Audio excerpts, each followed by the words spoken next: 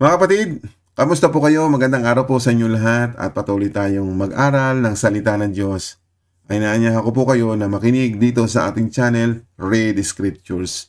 At ngayon po ang ating magiging topic ngayon ay ito po, huwag ninyong lapastanganin ang aking pangalan. Yung pong pangalan ng Panginoong Diyos. Gusto mo bang makilala? Kaya narito po para tayo magtulungan, magsaliksik ng mga aral at turo ni Kristo. Siya po ang magtuturo sa atin para malaman natin ang katotohanan. Kasi po yung katotohanan ay siyang magbibigay sa atin ng kaligtasan. Ano po? At ngayon po, bago tayo magpatuloy po, intro po muna tayo sa ating channel.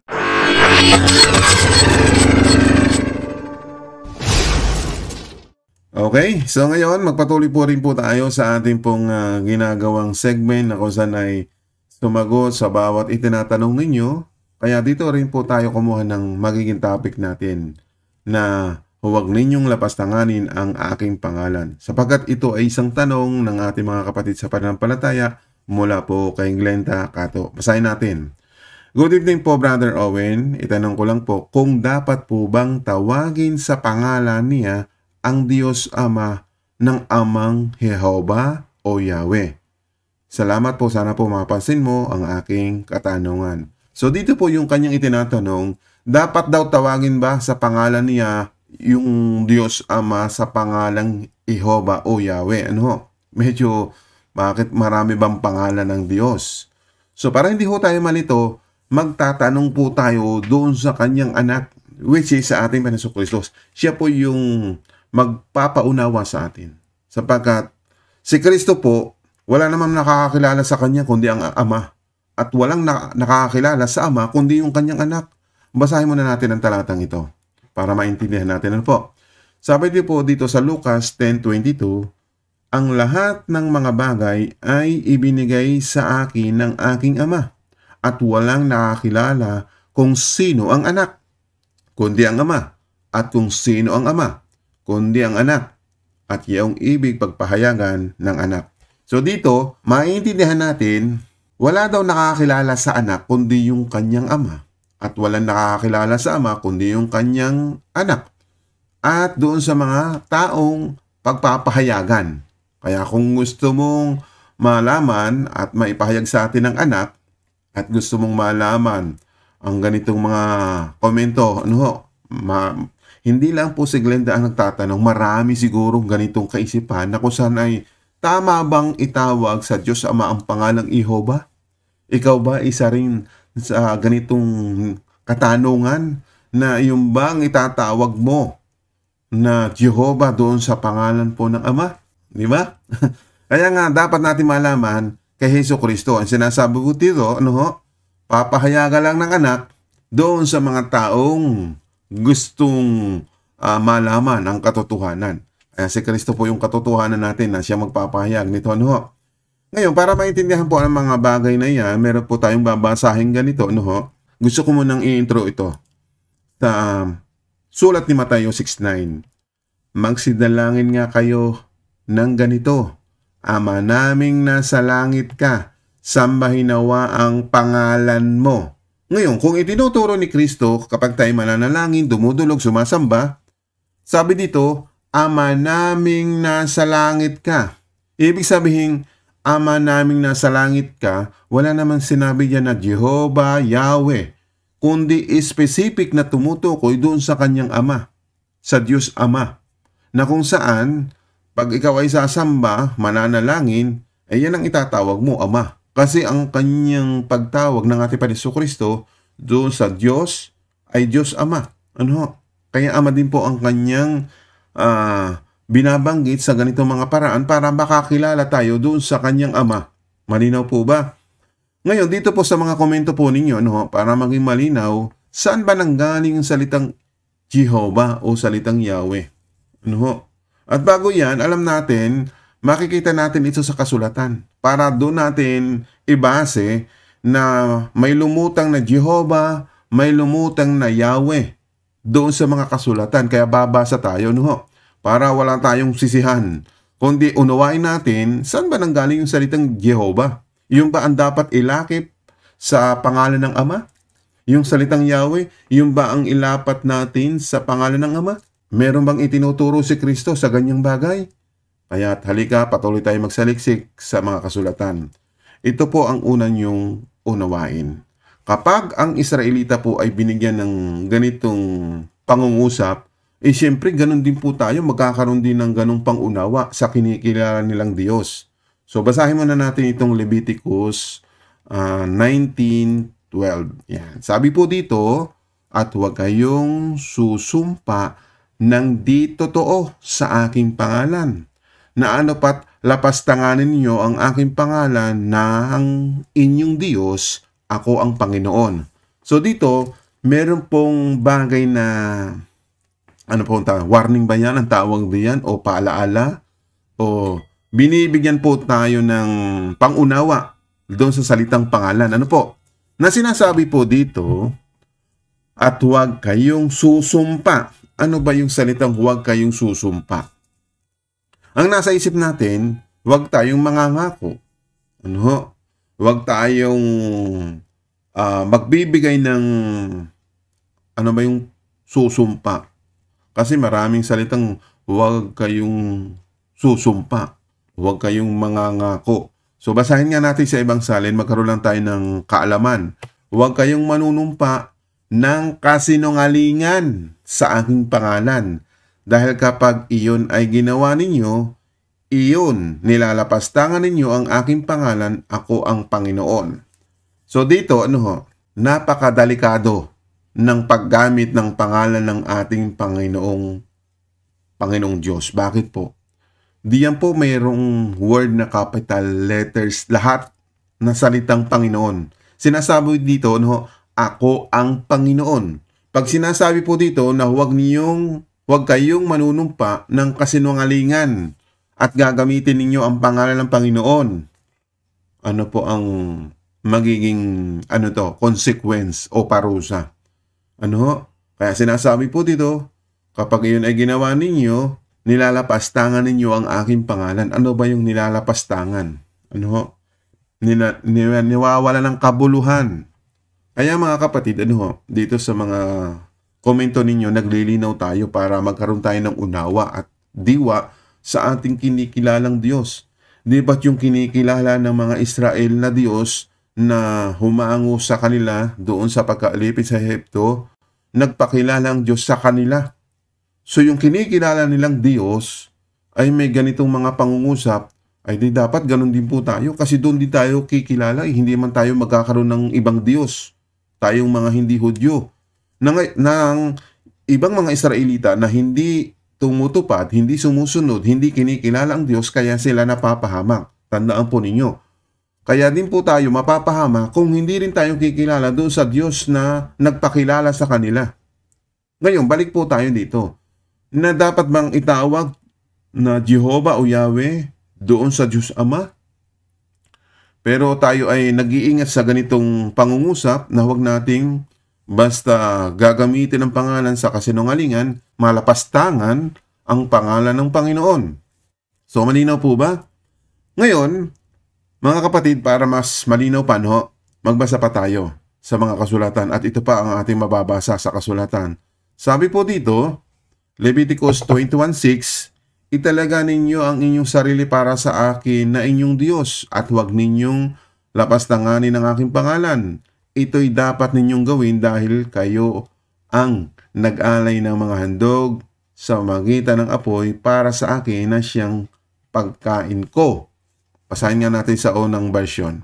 Sabi po dito, sila'y magpakabanal sa kanilang Diyos at huwag nilang lapastanganin ang pangalan ng kanilang Diyos, sapagkat sila ang naghahandog ng mga handog sa Panginoon na pinaraan sa apoy na tinapay ng kanilang Diyos, kaya sila'y magpakabanal. So dito yung gawain po ng mga Israelita sa mga ganyang pamaraan na para magpakabanal sila sa Panginoon ay huwag po nilang lalapastanganin yung pangalan ng Diyos.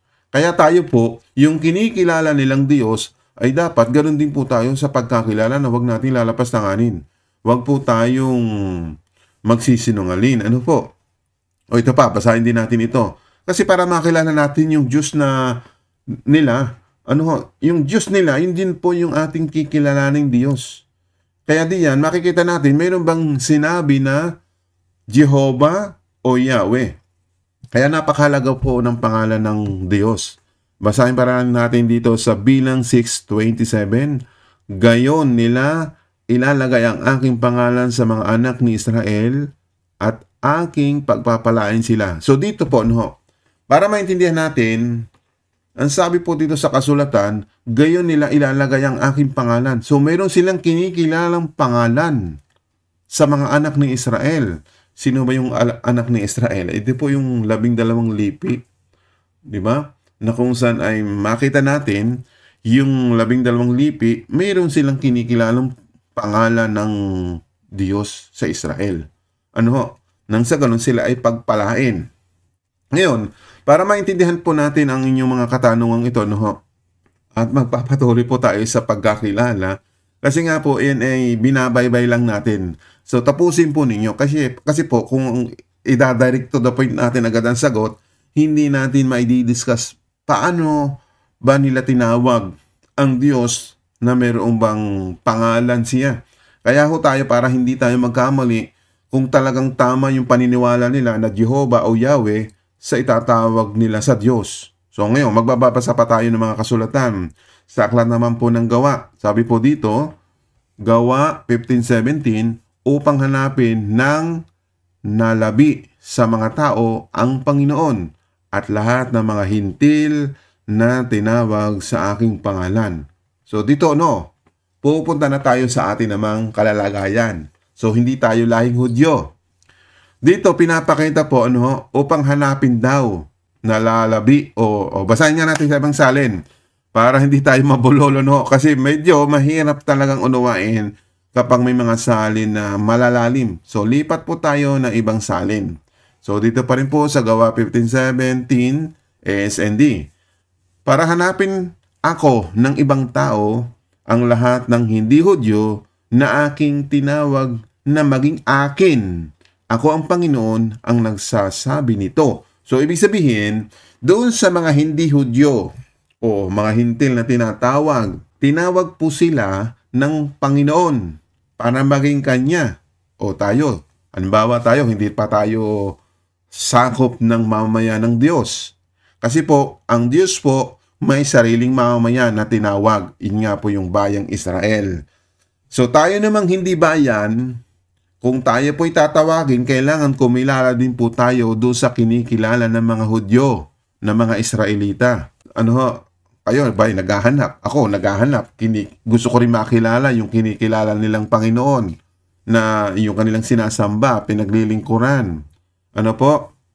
Ngayon, para maintindihan pa natin, basahin natin itong Marcos 13:6. Maraming paparito sa aking pangalan na magsisipagsabi, ako ang Kristo at maliligaw ang marami. So marami pong ganyang gumagamit ng pangalan. So ito po ay pangalan ng kanyang anak.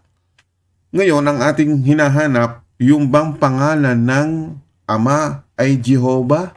So maya-maya muna kasi baka magkamali din tayo kasi po yung kanyang anak may sarili din pangalan nung pumunta dito sa mundo. Tandaan po ninyo no ho. Kasi yung salitang Kristo, balikan po natin, ay pwedeng gamitin din po yan. So parehas natin mo nang kikilalanin ang mag-amang ito. Ngayon, nakakilala natin yung Ama, wala pong tatawaging ibang pangalan at huwag nating lalapastanganin, basta't kung paano sinabi ni Kristo, yun ang ating tutuparin. Kasi sabi dito sa Mateo 6:9, si Kristo ang salita dito, sabi ni Jesus, magsidalangin nga kayo ng ganito, Ama naming nasa langit ka, sambahin nawa ang pangalan mo. So, pag ikaw bibigkas ng pagsamba, pananalangin, ang ibibigkas mo yung Ama.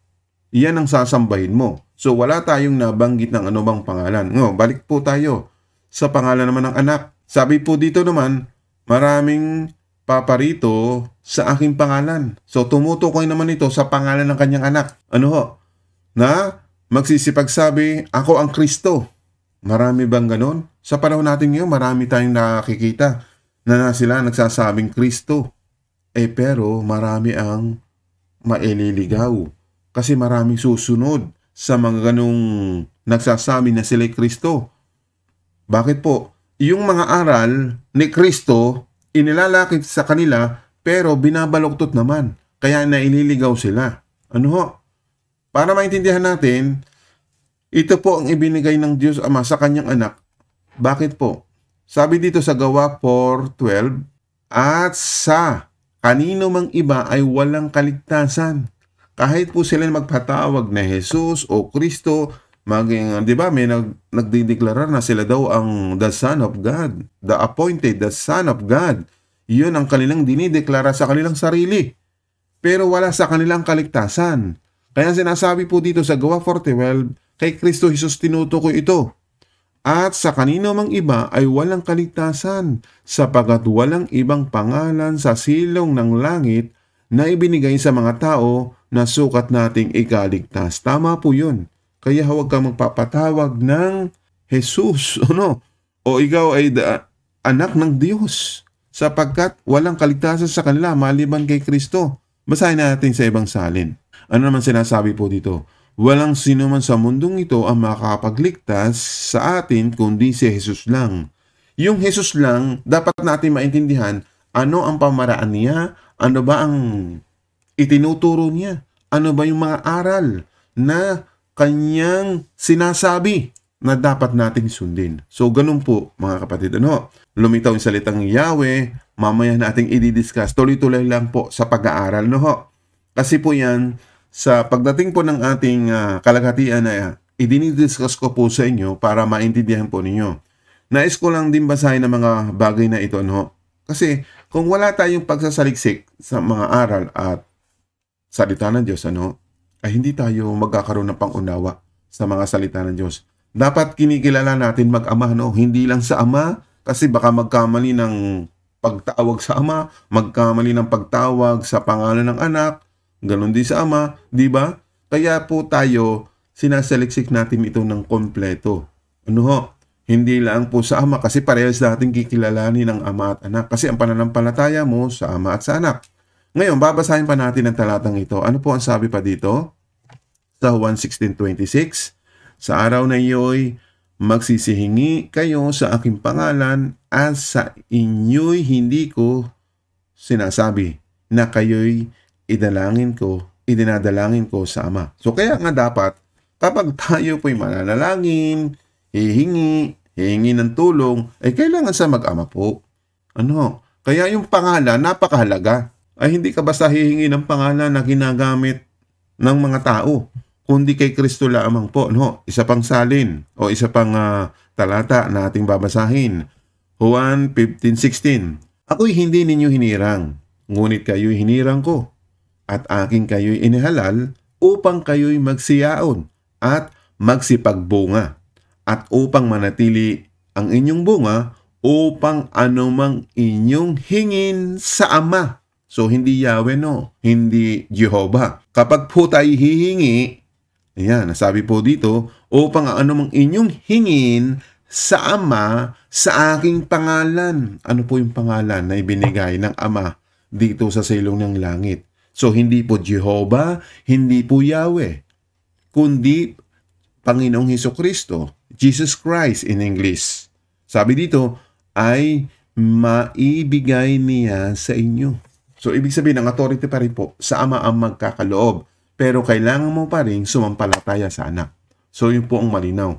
Kaya hindi mo pwede lang kilalanin ang Ama sa pangalan. Pati yung anak kikilalanin natin.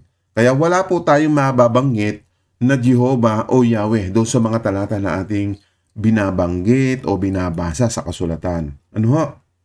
Para magkaroon po tayo ng pag-iingat sa ating sarili, alamin natin sa katotohanan. Alamin natin sa kasulatan yung katotohanan. Ngayon, basahin pa natin ito sa Lucas 21:8. At sinabi niya, mangag-ingat kayo na huwag kayong mailigaw, sapagkat marami ang paririto sa aking pangalan na mangagsasabi, ako ang Kristo, at malapit na ang panahon, huwag kayong magsisunod sa kanila.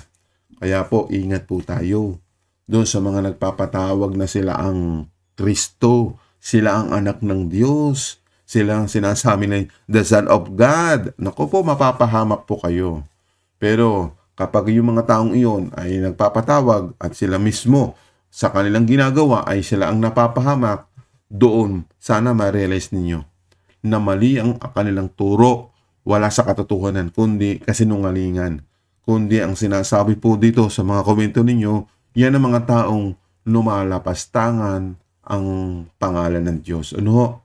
Kaya mag-ingat po tayo sa ganyang mga bagay. Ngayon, para maintindihan po natin, sasagot na po tayo, saan ba nanggaling salitang Jehovah at salitang Yahweh?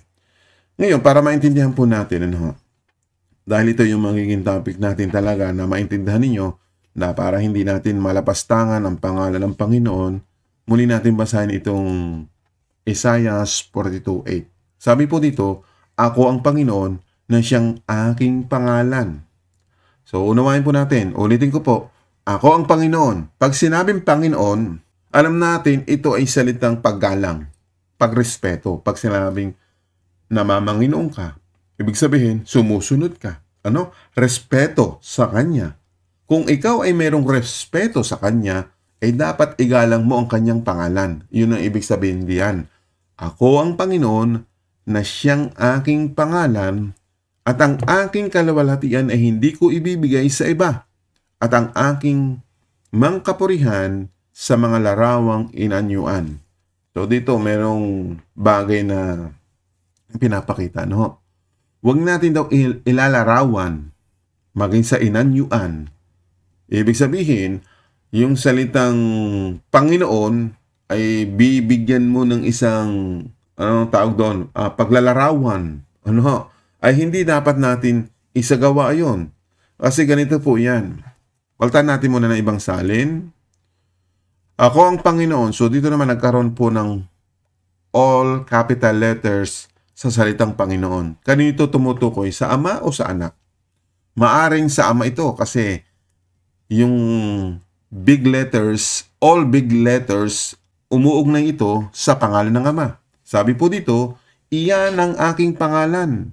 Hindi ko ibibigay kanino man sa mga Diyos-Diyosan ng aking karangalan at sa mga papuri na para sa akin. So, ibig sabihin, kung ito pong salitang Panginoon ay isang bagay na pagrespeto at paggalang sa Kanya, ay wag natin daw ibigay yung salitang Panginoon sa mga o kanino man o sa mga Diyos-Diyusan. Kasi po yung karangalang iyon ay para sa Diyos, hindi doon sa mga Diyos-Diyusan. Malinaw po ba? Ngayon, ang nangyari, ganito po yan. Nagkaroon po ng mga version, papalitan yung salitang Panginoon. Tingnan po ninyo, basa po tayo ng Magandang Balita Biblia. Sa Lumang Tipan po yan binasa natin. Doon nagkaroon po ng pagsasalin ng maling mga pangungusap. Saan nila napulot yung salitang Yahweh? Kaya babasahin natin ito. So, hindi tayo nagpalit ng talata. Bumasa muna tayo doon sa unang talata sa ADB, Panginoon. Sa SND, diyan din po sa Isaiah 42:8, Panginoon. So, pinapakita dito pangalan ng Ama. Panginoon. So, hindi ito ibibigay kanino man o sa mga Diyos-Diyusan. Kasi yung karangal at kapurihan ay sa Diyos, sa ating Panginoon. Ngayon, bakit dito po sa Isaiah 42:8 ng Magandang Balita Biblia, pinalta ng Yahweh? Kasi po ito inyong itinatanong, yan ba ang dapat ilakip sa pangalan ng Ama? Meron po tayong nabasang ganito na Yahweh. So, hindi po dapat nating baguhin yung salitang pangalang Yahweh. Bakit? Wala po tayong mababasang Yahweh kung sa paraan ng pagkaunawa, pangalan po yan. Yan ba ang tinuturo ni Kristo? Hindi po. Kundi mismo ang sinasabi po dito sa mga naunang salin, ADB, Panginoon. Dito po, Panginoon. Itong na-release ay 2005, Magandang Balita Biblia. Ang nag-release po nito ay mga Katoliko. Aklat po yan ng mga Katoliko. Ibig sabihin, ang mga Katoliko po ay alam natin ang kanilang namulatan ay nagkaroon po sila ng maraming Diyos-Diyusan. So, ibig sabihin, yung pangalang Yahweh pangalan niya ng Diyos-Diyusan. Hindi po yan talaga pangalan na kinikilala ng mga Israel. So yun po ang malinaw. Ano ho? Kaya sinasabi po diyan, o babasahin natin, kung itong ilalagay mong pangalan, sabi dito, ako si Yahweh, yan ang aking pangalan. Ano po? Pinaltan ng Yahweh, yung salitang Panginoon. Ano ho? At nag-iisang salitang Yahweh, diyan lang po sa Magandang Balita Biblia ng mga Katoliko. At ginagamit din po ito ng mga born again. Yan po ang nakakalungkot. Kasi pinapalaganap na yung pangalan ng Panginoon ay pangalan daw Yahweh. Nakita po ba ninyo? So yan po ay mga protestante ang nagsalin, ano ho, at mga Katoliko, at yan daw ang kanilang aklat ng Katoliko. Magandang Balita Biblia. Na kung saan napaltan yung salitang Panginoon, pinaltan ng Yahweh. Kaya sabi po dito, walang makakaangkin ng aking karangalan ang papuri sa akin, hindi sa Diyos-Diyusan. So, dapat yung salitang Yahweh ay hindi mo dapat gamitin kasi yung Yahweh yan ay sa pangalan ng mga Diyos-Diyusan. Nakita ba ninyo? So, pangalan po yan ng Diyos-Diyusan. Hindi po yung pangalan ng Panginoon na sinasabi po dito sa Magandang Balita Biblia ay ang layo dito sa SND. Mas mabuti pa ang sabihin natin Panginoon, at least alam mo ang kahulugan pagrespeto at paggalang sa Panginoon. Pero pag sinabing pangalan, yan. Kasi huwag daw natin gagamitin ang pangalan ng Panginoon sa walang kabuluhan. Ano, di ba? Kaya ang ating title po, huwag ninyong lapastanganin ang aking pangalan. Ngayon, bakit nalalapastangan? Katulad po dito, may salitang Yahweh. Ngayon, kung papalitan natin sa mga Amerikano, pati mga Amerikano po, pinalitan. Mayroon pang salitang Jehovah. Kasi po itong gusto nyong ilinaw. Dapat ba ding ilapit sa Ama na makapangyarihan yung salitang Jehovah? O ngayon, papalitan natin ang version na ito sa American Standard Version. O, Amerika po nagpalit niyan. Mga protestante sa Amerika. Napilata naman ng Jehovah. So, hindi tayo nagpalit ng ibang salin, kundi dito pa rin po sa aklat ng Isaiah 42:8. Mula sa binasa natin, ADB, Panginoon. ASND, Panginoon. Nung nagkaroon po ng translation ang mga Katoliko, pinalta ng Yahweh. Yung mga Amerikano, American Standard Version, pinalta naman ng Jehovah. O basahin po natin sa Isaiah 42:8, American Standard Version. I am Jehovah, that is my name. In my glory will I not give to another, neither my praise unto graven images. So malinaw po, so hindi dapat natin gagamitin salitang Jehovah sapagkat ang nag-translate ito yung mga protestante sa Amerika. Sila ang nag-translate niyan. Ngayon, tanongin natin ang sarili. Dapat ba Jehovah? Bakit dito sa Katoliko? Yahweh. So, yung bagay niyan, malilito kayo. Ang dami naman pangalan ng Panginoon. May Yahweh, may Jehovah. Dapat mo ba tanggapin yun? Ngayon, ililinaw to sa atin ng ating Panginoon Kristo. Kung Yahweh ang gusto niyong ipangalan sa kinikilala ng Diyos, irerespeto po kayo. Huwag po tayo magtalo-talo sa mga bagay na yan. Baka awayin niyo ako. Baka kayo naman ay masaktan tapos mag-unsubscribe kayo. So sa akin, walang problema kung mag-unsubscribe kayo dahil napakinggan niyo mga bagay na yan. Kasi nililinaw ko lang nun po sa inyo. Kung Jehovah o Yahweh, ito ang sagot naman sa mga kasulatan na sinasabi ng ating Panginoon Jesucristo. Na kay Jesus po ang sagot na yan. Kung dapat bang tawaging Yahweh, tawaging Jehovah. Ngayon, babasahin ko lang po itong Apokalipsis 3:12.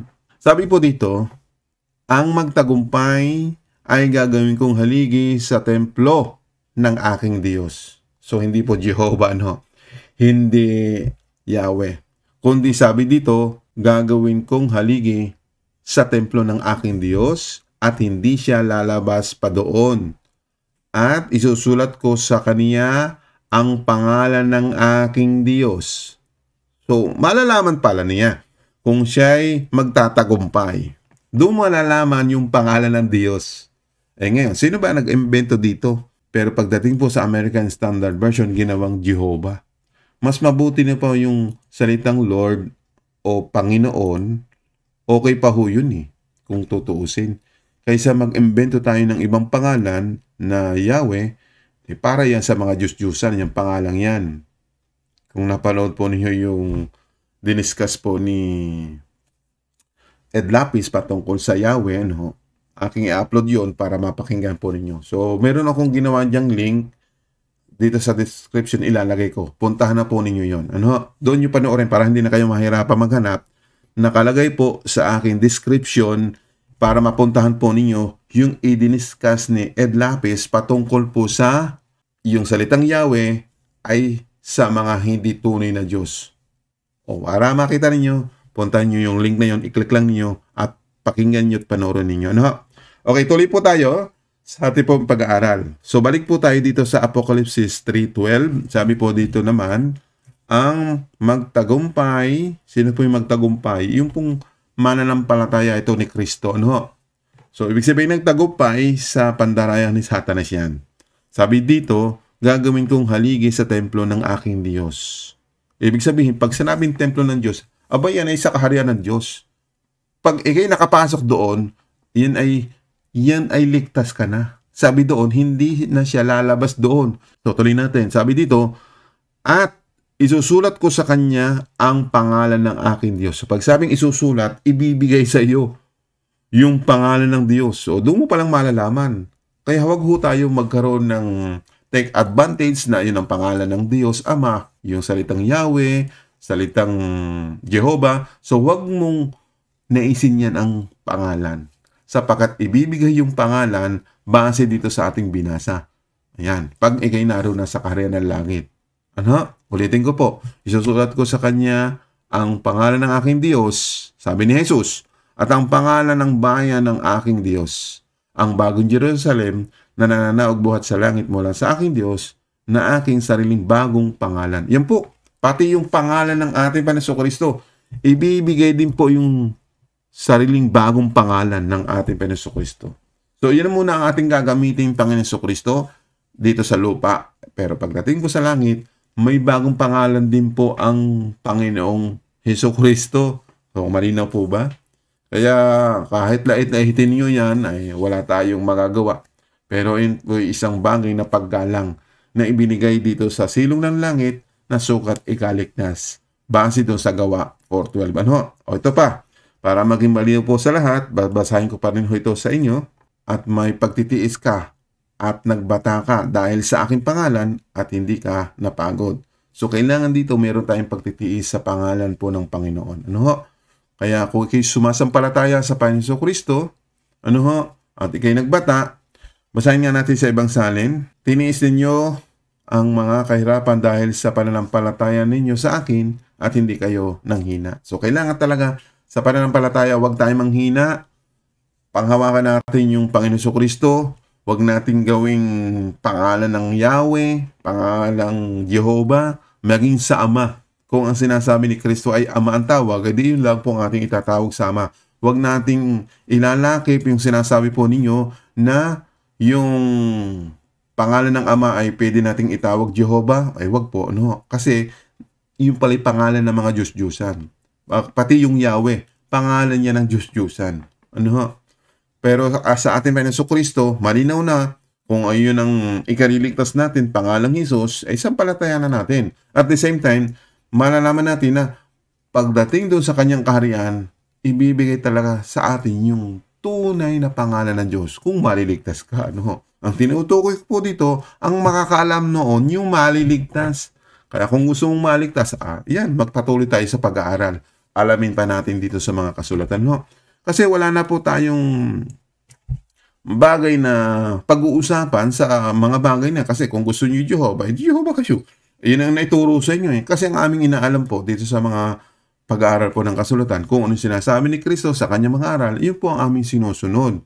Pati nga ikaw, pagdating mo sa langit, gusto mo malaman, ang pangalan mo dito, Brother Owen. Pagdating sa langit, iba na ang pangalan mo. O, Sister Glenda, ano ba ang pangalan mo dito sa lupa? Di yan ang pangalan mo, di ba? Pagdating mo sa langit, papalitan ng Panginoon ang pangalan mo. Pangalan ng panlangit. O, basahin natin yun para malaman natin. Sa mga sulat po ng kasulatan, ay ito basahin natin. Apocalypse 2:17. Ang may pakinig ay makinig sa sinasabi ng Espiritu sa mga iglesia. Ang magtagumpay ay bibigyan ko ng manang natatago at siya'y bibigyan ko ng isang batong puti. At sa bato ay may nakasulat na isang bagong pangalan na walang nakakaalam kundi yaong tumanggap. O, di ba? Pag ikay nabigyan po ng sinasabi ditong batong puti, yan pong batong puting iyan ay isang bagay na bibigyan ka ng buhay na walang hanggan. Basahin natin ang ibang salin, para maging malinaw sa atin. Sabi po dito sa Pahayag 2:17, kayong nakikinig, pag-isipan ninyong mabuti ang sinasabi ng Banal na Espiritu sa mga iglesia. Ang magtatagumpay ay bibigyan ko ng pagkain na inalaan ko sa langit. Tandaan po panglangit po yon. Kaya yung nakalaan sa iyo na panlangit, kaya nga mayroon ka na rin bagong katawan na panlangit. Hindi na yung katawan natin itong nasisira, nabubulok, tumatanda. Kaya yung mga panlangit na yon, lahat babaguhin. Katawan mo, kaisipan mo, diba? Pati pangalan mo. Ito, susunod natin. Sabi dito, bibigyan ko rin ang bawat isa sa kanila ng puting bato na may nakasulat na bagong pangalan na walang ibang nakakalam kundi ang nakatanggap nito. Di ba? So yun, bibigyan ka rin ng bagong pangalan pagdating sa langit. Kaya mga kaibigan, mga kapatid, ito po ang ating nailinaw. Kaya huwag na ho tayong gumamit ng iba't ibang pangalan para sa Diyos Ama, sa ating Panginoon Jesucristo, tawagin mong Jehovah, tawagin Yahweh, huwag na. Kasi malinaw naman po na kung saan ay pagdating sa langit, doon mo pa rin malalaman pala ang tunay na pangalan ng Ama at ni Kristo. Pati ikaw, bagong pangalan. Okay? Kung naunawaan mo ang ating pong pag-aaral sa ating pong tinalakay ngayon, kaya huwag ninyong lapastanganin ang aking pangalan, kaya huwag ka nang gagamit ng Jehovah o Yahweh o anumang pangalan. Masa kung ano yung tinuturo ni Kristo, pag nananalangin ka sa Ama, tumawag ka sa Ama. Kung ikaw ay kumikilala sa anak, tumawag ka ng Panginoon Jesucristo, di ba? Sino man daw tumawag sa kanyang pangalan ay maliligtas. O yun lang po. So malinaw po ba para sa atin? Kaya huwag kang makalimot ang mag-like, mag-subscribe sa ating channel. Marami ka pang matututunan kung mamamalagi ka sa channel nito. Okay? So mamaya magkakaroon po tayo ng live. Join po kayo din sa Google Meet na ipopost ko rin po dito yung link sa ating description. At yung salitang Yahweh, kung gusto mo rin pong maunawahan sa mga diskusyon ni Pastor Ed Lapis, tingnan po ninyo ang kanyang paliwanag. May mapupulot din kayong aral doon. Okay? So salamat po sa inyong panonood at pakikinig. Ito po ang inyong lingkod, Brother Owen. Please like my video. Bye-bye.